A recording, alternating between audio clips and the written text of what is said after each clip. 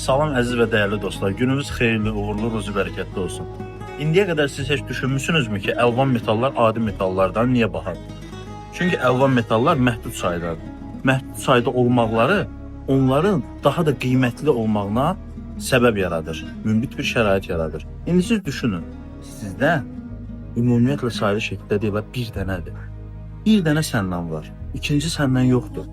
Sən yalnız bir dənəsən. Sənin oxşarın ola bilər, amma sənin özün, sənin öz hisslərin, sənin öz fərqindəliyin sırf sənə məxsusdur.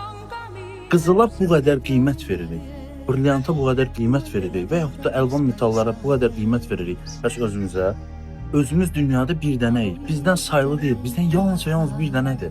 Siz düşünün, əlvan metal, adi metaldan fərqli və limitli sayda olduğu üçün onun qiyməti çox baha olur. Amma Allah Taala, mütləq həqiqət olan Allah səni bir dənə yaradıb. Səndən ikinci bir alternativ yoxdur.